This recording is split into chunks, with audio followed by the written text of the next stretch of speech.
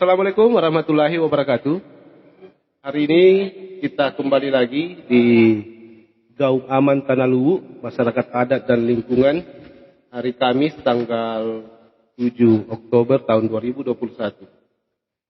Kali ini kita bersama dengan Bapak Listan.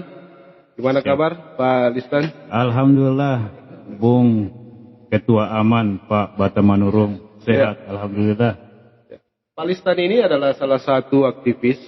Saya akrab sekali dengan beliau karena lama dengan beliau berjuang juga waktu zaman mahasiswa, dan sampai hari ini kami selalu bersama bicara terkait dengan kemanusiaan, lingkungan, dan hal-hal yang banyaklah yang harus kami selesaikan khususnya di Tanah Luwu ya Pak Listan. Kalau kita lihat bahwa Tanah Luwu ini memang tanah yang kaya ya. Ada slogan ataukah yang selalu digaungkan oleh masyarakat Tanah Luwu, Wanua Mapatuo Naewa Yalena. Artinya negeri yang mampu menghidupi dirinya sendiri karena kekayaannya dan kecerdasan orang Tanah Luwu itu sendiri ya Pak Listan. Iya benar Pak. Karena potensi sumber daya alam yang sangat besar, sangat kaya di Tanah Luwu, apakah ini menjadi sebuah ancaman kalau menurut Pak Listan ya? Iya. Apakah ini menjadi sebuah ancaman ataukah sebuah anugerah buat Tanah Luwu sendiri? Tetapi di lain sisi memang kekayaannya yang sangat berlimpah, memang sumber daya manusianya juga sangat mumpuni ya, sangat bagus dan cerdas, baik itu masyarakat Tanah Luwu yang sampai hari ini masih berdomisili di Tanah Luwu dan masyarakat Luwu yang ada di luar Tanah Luwu. Nah, kita tahu bahwa Tanah Luwu ini sudah terbagi 3 kabupaten dan 1 kota. Kota Palopo, Kabupaten Luwu, Luwu Timur, dan Luwu Utara. Nah, karena kekayaan sumber daya alamnya,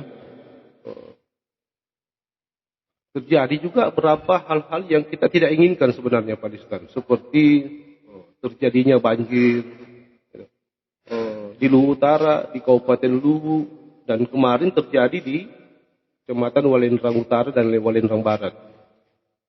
Yang saya bilang tadi, apakah ini sumber daya alam yang sangat berlimpah, Tanah Luwu yang kaya dengan potensi sumber daya alamnya, apakah ini sebuah ancaman ataukah musibah? Menurut Pak Listan sendiri gimana itu? Oke, Pak Bata Manurung, saudara saya, sahabat saya, Ketua Aliansi Masyarakat Adat Tanah Luwu.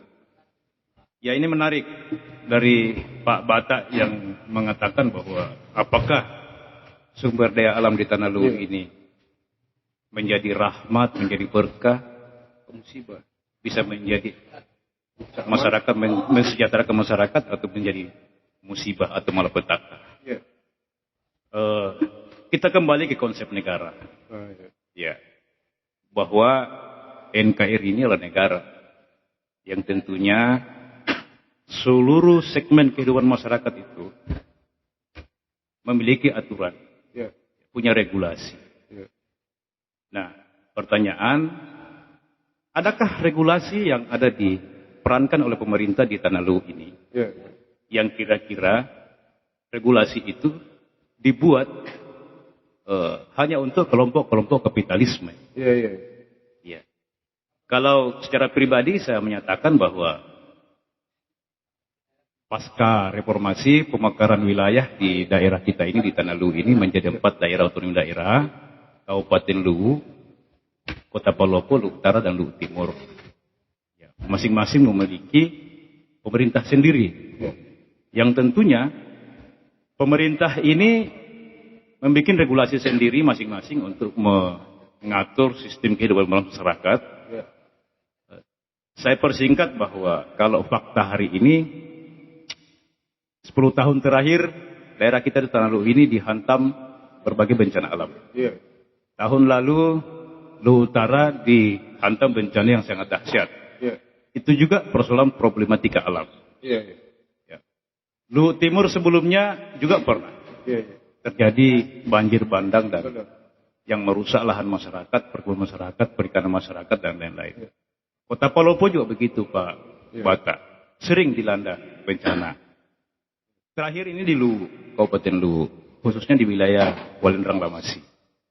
Ya, kalau saya sih melihat memang harapan kita kepada pemangku kebijakan di daerah ini, 4 kabupaten kota ini betul-betul memperhatikan bahwa investasi itu kita berharap begini, yang menjadi investor di Tanah Luwu ini karena ini daerah kaya, itu masyarakatnya. Oke. Iya. Jangan kita ujuk-ujuk mengundang pengusaha dari luar, apalagi pengusaha besar untuk melakukan eksploitasi, lalu kemudian mengorbankan rakyat di lokal ini. Bukan berarti kita alergi ya, tapi yang namanya investasi itu ujung-ujungnya adalah eksploitasi. Ya. Karena ujungnya itu adalah negara mengeluarkan izin eksploitasi, mau pertambangan, mau pertanian, mau industri, itu berujung pada izin eksploitasi. Nah, kenapa pemerintah daerah tidak memfasilitasi rakyat menjadi investor? Sementara kita sudah tahu sumber daya alam kita di daerah pegunungan itu adalah sumber daya mineralnya cukup tinggi, kemudian dia menjadi sumber penghidupan di sektor perkebunan, di daerah dataran ini menjadi sumber pertanian, di daerah ini menjadi sumber perikanan. Nah ini kan yang tidak ada Pak. Saya harus menuding saja, bukan lagi mengira. Saya menuding pemerintah kita di Tanah Luwu ini tidak punya konsep dalam membangun masyarakatnya. Saya kasih contoh. Di Kabupaten Luwu ini 5 tahun terakhir kita tidak punya perda RT/RW. Masih menggunakan RT/RW di zaman 10 tahun yang lalu ya. Belum pernah direvisi ya? Ya, belum pernah direvisi. Sementara industri berkembang. Sudah ada pertambangan skala besar. Masuk di wilayah Basteng, Latimojong, masuk di wilayah Walendrang Barat. Belum lagi kita bicara das. Ya. Kalau kita bicara daerah aliran sungai, maka tentu kita bicara hulu dan hilir. Benar. Dan juga daerah aliran sungainya. Benar. Nah, sekarang sampai saat ini kita belum pernah menemukan pemerintah daerah itu betul-betul maksimal mengawal kehidupan masyarakat di sekitar bantaran sungai. Ya, ini ada kaitannya dengan faktor kesejahteraan. Ya, kalau saya bilang begini, hari ini misalnya bencana di Walendrang. Tidakkah kita berpikir bahwa kalau di Walendrang bencana juga berpengaruh di Rompong? Benar. Walaupun jaraknya itu sekitar 200 km. Satu bentangan alam. Iya. Kenapa? Karena satu sungai misalnya di Walendrang itu rusak. Ya. Yang notabene katanya di situ ada usaha galian C misalnya. Nah, pertanyaan, apakah hasil tambang galian C yang ada di Walendrang sekarang di bantaran sungai itu mampu membiayai dampak bencana yang ada sekarang? Itu pertanyaan. Ya. Lalu kemudian, kalau misalnya katakanlah kita bicara Sungai Lamasi, Sungai Makawa. Saya pastikan setelah bencana alam ini Pak Bata, kalau hanya menurunkan anggaran sampai 5 miliar itu nggak cukup. Kalau kemarin Palestina, ya, katanya dirilis bahwa kerugian yang ditimbulkan dampak bencana di Walendrang itu sekitar 4 miliar lebih. Kalau saya sih melihat, karena saya juga alumni teknik sipil, mengerti namanya konstruksi. Kalau 1 triliun nggak cukup Pak. Ini kalau kita mau menyelesaikan masalah ya. Kalau sekedar untuk menjadi lip service, menggunakan dana darurat dari bencana alam itu, ya memang kemampuannya hanya segitu. Nggak mungkin di atasnya. Bayangin dari Walendrang Barat sampai ke Teluk Bone, itu kurang lebih sekitar bentangan 40 km. Iya benar. Kalau sebuah sungai 2 sisi maka 80 km. Membenahi das 80 km dengan anggaran 4 miliar mana cukup? Itu baru 1 sungai loh. Iya. Di Walmas itu ada 5 sungai. Bukan, yang saya maksud itu 4 miliar lebih itu adalah kerugian dari bencana kemarin. Kerugian. Iya, kerugian. Kalau memang hitungan-hitungan untuk membenahi ini das, memang belum keluar. Kalau misalnya pemerintah hanya menghitung misalnya tebing-tebing yang rusak, yang runtuh, ya segitu. Tapi kan kalau kita hanya membenahi sepotong-sepotong, setengah-setengah, itu tidak menyelesaikan masalah. Kita ini bicara pada fokus penyelesaian masalah pasca bencana. Nah, gini Pak Listan. Ya memang bahwa kalau itu tadi benar bahwa dari RT RW-nya saja belum pernah direvisi dari 10 tahun yang lalu, meletakkan dasar pembangunan itu ya jelas memakai RT RW yang lama ya. Artinya kan ada kondisi yang memang tidak pernah di-update lagi. Bagaimana kondisi masyarakatnya, bagaimana kondisi wilayahnya, itu kan terjadi perubahan ya. Nah, bicara Kabupaten Luwu saya Pak Listan. Kabupaten Luwu ini kan dari tahun 80 gitu. Kita tahu bahwa ada eksplorasi penelitian yang dilakukan oleh salah satu perusahaan nasional, yaitu untuk eksplorasi di Rantai Bala ya. Rantai Bala. Terus ada beberapa juga perkebunan skala luas. Skala luas di Kabupaten Luwu. Terus ketanya di Walendrang itu ada juga tambang juga di atas. Tambang apa ya? Timah hitam. Timah hitamnya. Nah, sampai sejauh mana investor ini mengeksploitasi sumber daya alam yang bisa mensejahterakan masyarakat, menguntungkan masyarakat dalam sisi pembangunan, dalam sisi ekonomi dan sebagainya. Saya kembali ke awal bahwa kita bicara regulasi aja. Yang rokoknya satu Pak Listan ya? Silakan. Itu kan di Undang-Undang Agraria itu Pak Bata, ingatkan saya kalau salah. Kalau tidak salah itu masyarakat itu dilarang mengeksploitasi lahan lebih dari 2 hektar Pak. Iya benar. Itu Undang-Undang Agraria. Iya. Kalau pejabat malah sampai 1000 hektar nggak ada halangannya. Iya. Itu yang saya maksud. Adakah pejabat di Luwu sampai hukum? Oh itu kalau kita cek semua ini di hutan-hutan kita ini, semua masyarakat tuh ngomong itu bahwa ini miliknya si ini si itu. Ya. Gitu ya. Itu salah satunya bos. Jadi itu yang saya bilang. Yang membuat regulasi di negara kita ini khususnya di lurah ini yang tidak ada aturan. Bayangin semua perusahaan tambang yang masuk kan yang belakangnya itu pejabat. Ya, perkebunan yang skala besar itu juga pejabat. Mana ada petani kita mampu menanam kebun cengkeh misalnya sampai 1000 pohon. Ya saya mau ketemu itu kalau ada masyarakat biasa itu mampu menanam sampai 1000 pohon Pak. Kalaupun ada mungkin jadi biayai dari yang lain ya. Itu pun kalau ada memang ada yang biayai, tapi itu pun juga hasilnya nggak seberapa untuk dinikmati. Nah makanya saya bilang tadi, kita harus tampil sebagai penggiat sosial, memberikan keyakinan kepada masyarakat bahwa kita harus berani menegur, memberikan peringatan kepada pemerintah, aparat pemerintah yang semena-mena mengeksploitasi lingkungan itu atas nama kapitalisme. Saya bicara kapitalisme Pak, karena kalau pabrikan itu sudah kapital. Ya, kalau masyarakat kita ini kan hanya tanam-tanam jagung. Tapi kan Pak Listan, bahwa izin-izin eksploitasi itu kan bukan kewenangan daerah lagi, semua kewenangan pusat. Nah, ada yang harus kita luruskan itu. Iya. Undang-undang otonomi daerah itu tegas bahwa pemerintah daerah memiliki kewenangan untuk mengurusi rakyatnya, mengurusi kesejahteraan masyarakatnya, mengelola sumber daya alamnya. Intinya begini, kalau pemerintah daerah itu memiliki pengetahuan atau kemampuan mengelola sumber daya alamnya, maka tentu kita tidak bicara tentang izin tambang. Ya, yang sekarang sudah dibikin regulasi di provinsi dengan pusat. Ya kita bicara Rantai Bala, Latimojong, Bastem. Kalau masyarakat lokal di Bastem itu tanam kopi 1000 hektar saja, itu mensejahterakan masyarakat. Ketimbang misalnya kita kerjasama sama investor yang mengelola tambang emas misalnya. Nah sekarang bagaimana akuntabilitasnya itu perusahaan tambang? Ya, kadang orang berdelik, tambang ini mempekerjakan orang. Tapi masyarakat Bastem yang katakanlah 10 ribuan, itu bisa terakomodir berapa orang? Itu pun jadi buruh kasar. Karena kapasitas atau skillnya ya. Apalagi teknologi yang semakin maju. Ke depan ini pengelolaan tambang-tambang emas ini sudah menggunakan teknologi yang mutakhir. Yang tentu masyarakat kita tidak mungkin terlibat. Adakah misalkan kan, kalau di Rantai Bala misalkan, Ya. Ini jadi dieksploitasi. Terus Ya. perekrutan tenaga kerja. Gitu. Nah, pertanyaannya kemudian bahwa sumber daya manusia yang ada di Tanalu ini kan sangat banyak ini. Ya. Dan beragam ilmu pengetahuan yang dia miliki. Nah, kenapa sampai bahwa tidak ada orang Tanalu atau orang Rantai Bala yang bisa menjadi salah satu komisaris kah atau siapa di dalam nanti?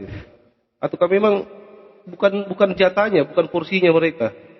Sederhana kalau Pak Bata menurun yang bupati pasti begitu pikirannya. Dia tidak akan biarkan investor semena-mena. Ini persoalannya pengambil keputusan daerah kita ini. Bukan dia yang intervensi pihak-pihak luar itu, dia tidak intervensi.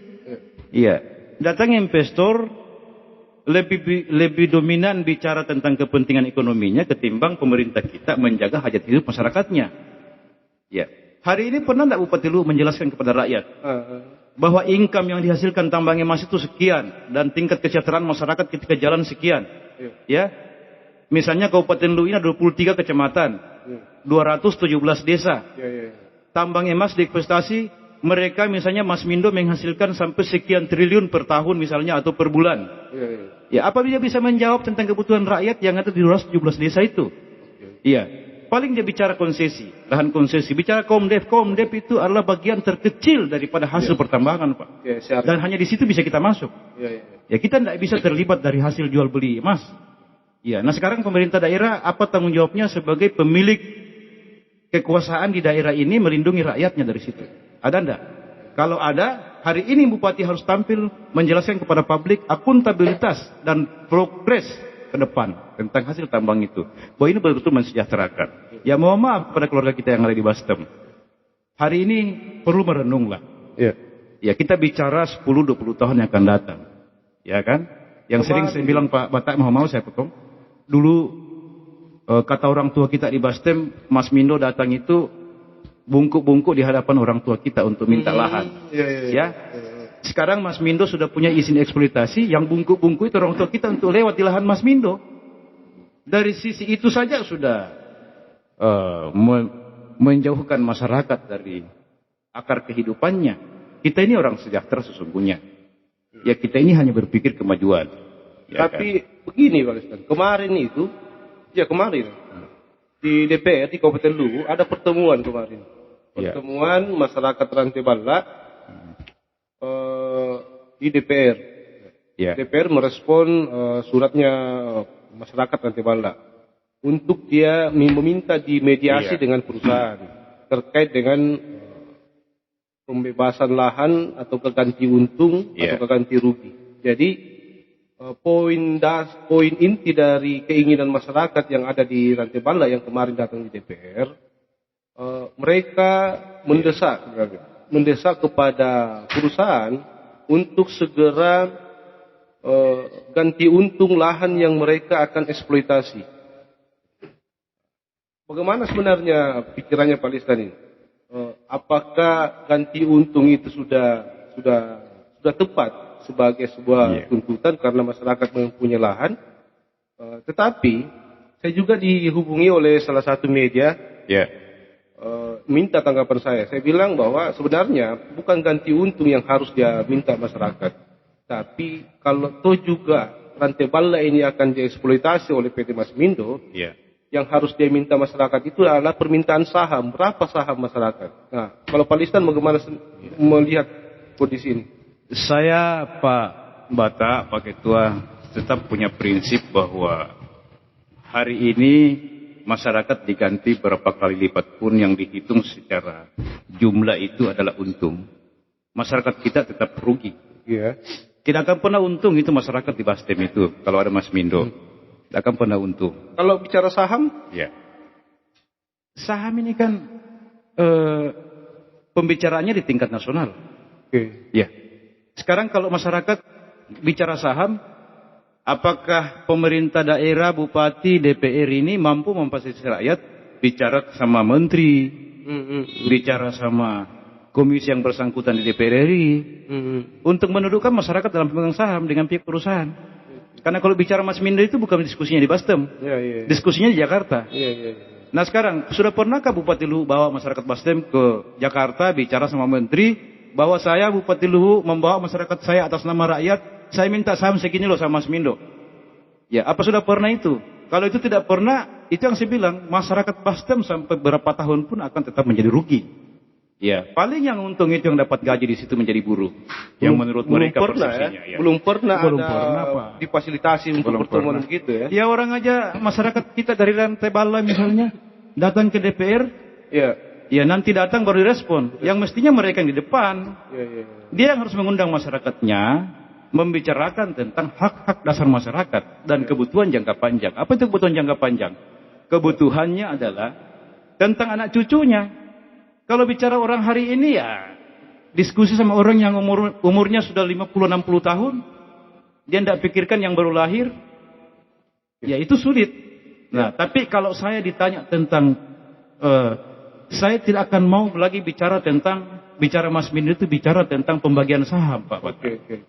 Kalau saya itu dan tegas, ya, mengajak masyarakat kita, keluarga kita yang ada di Bastem, Latimojong itu, untuk sudahlah tolak aja itu tambang lah. Oh gitu ya. Ya, segera kita semua bersuara ini.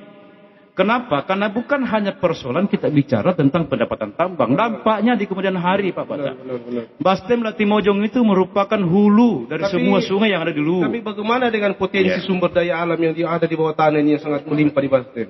Apakah dia akan dibiarkan saja begitu tanpa diolah atau Adalah, saya kira teknologi akan semakin maju. Ya. Sekarang ini juga negara membuat regulasi tentang tambang-tambang rakyat. Kalau kita bicara tambang, tapi saya bicara dampak tadi, ini sebuah perusahaan besar. Ingat bahwa Mas Mindo melakukan eksploitasi di Gunung Latimojong, Bastem itu ujung merupakan hulu daripada semua sungai yang masuk di, terutama mulai dari Buah. Tapi kalau tambang rakyat ada tidak jaminan bahwa masyarakat bisa sejahtera, terus alam juga bisa terjaga kalau dikelola oleh tambang rakyat? Ya kalau bicara kesejahteraan dari pengolahan sebuah usaha itu kan siapa pemiliknya? Oke. Iya. Kalau tambang rakyat pemiliknya rakyat. Terakhir ini Pak Listan. Iya. Ini terakhir ini. Katanya ada tambang di Walendrang. Iya. Yang di hulu sungai, Sungai Lamasi. Sungai Lamasi ya. Iya. Benar enggak tambang itu ada? Benar ya? Benar. Pak Listan pernah lihat izinnya atau amdalnya? Saya sampai hari ini belum pernah melihat izin yang tertulis. Tapi di saat ini kan mulai 10 tahun yang lalu PT Buah itu datang di Luwu. Tapi waktu itu belum sempat melakukan eksplorasi macam-macam karena terkait izin. Perkembangan zaman di masa pemerintahan Pak Basmin yang kedua ini dengan Pak Syukur Bija, saya lihat aktivitas itu sudah sangat aktif. Ya. Tapi Pak Listan tidak pernah lihat izin atau amdalnya? Iya. Belum pernah lihat? Belum pernah lihat, karena memang kita tidak pernah diajak melihat. Kontrak karya belum pernah? Itu yang saya bilang tadi, pemerintah yang harus di depan mengajak kita untuk lihat kalau ada investasi. Mengajak kita bicara. Yakin tidak Pak Listan bahwa itu ada izinnya? Sampai hari ini saya tidak yakin. Amdalnya? Ya. Yakin tidak Pak Listan? Saya tidak yakin. Apa dasar saya mengatakan yakin? Aktivitas tambang sudah jalan. Pabriknya mana? Oke. Iya. Bukan, yang di belakang Polsek yang nggak ada itu. Itu pabrik mati. Oke. Saya udah kunjungin sama-sama, tidak ada aktivitas di situ. Nah sekarang ada material keluar, malah saya bertanya, kemana itu barang? Nah terakhir sekali nih Pak Listan. Banjir kemarin, longsor kemarin. Ada enggak pengaruhnya dengan tambang yang ada di atas? Sudahlah, pokoknya kalau longsor, air meluap, kemudian sungai rusak, masyarakat terendam, tidak usahlah kita bicara bahwa ada pengaruhnya. Seluruh aktivitas yang ada di hulu, mau dekat sungai, mau jauh sungai, sudah hentikanlah. Oke. Ya, kita bicara jangka panjang. Oke. Saya tidak menyimpulkan Pak Listan ya. Iya. Artinya apa? Intinya bahwa yang namanya eksploitasi, apakah itu pertambangan ataukah perkebunan skala besar, dia akan berdampak kepada kerusakan ekologi, kerusakan sumber daya alam, kerusakan dan banyak lah yang dia rusak. Nah, saya tidak menyimpulkan diskusi kita, bincang-bincang kita pada siang hari ini bahwa Tanah Luwu ini yang kaya dengan sumber daya alamnya, dia akan bisa menghidupi seluruh masyarakat Tanah Lu dan masyarakat lainnya yang masuk ke Tanah Lu kalau dia dikelola dengan baik. Gitu ya. Sumber daya alam dijaga, hutan tetap dijaga, sumber air tetap dijaga. Begitu ya Pak Ustaz? Benar Pak Bata. Ya. Terus dari Luwu Timur sampai kepada Luwu ini sudah banyak izin-izin pertambangan, izin perkebunan, itu perlu ditinjau ulang kembali Pak Listan. Sangat perlu Pak Bata, karena itu pasti ada caranya. Oke, terima kasih Pak Listan. Oke, Bung Bata, terima kasih atas diskusinya. Ya, sangat seru sebenarnya cerita hari ini dengan Pak Listan dan banyak hal yang perlu kita bicarakan kembali nantinya dengan Pak Listan. Tentunya kita semuanya melihat fenomena yang terjadi. Banyak perubahan-perubahan, apakah itu perubahan sikap, perubahan kebijakan yang terjadi di sekitar kita terkait dengan bagaimana kita memperlakukan alam, bagaimana sikap kita terhadap alam yang ada di Tanah Luwu. Terima kasih Pak Listan. Assalamualaikum warahmatullahi wabarakatuh. Waalaikumsalam warahmatullahi wabarakatuh.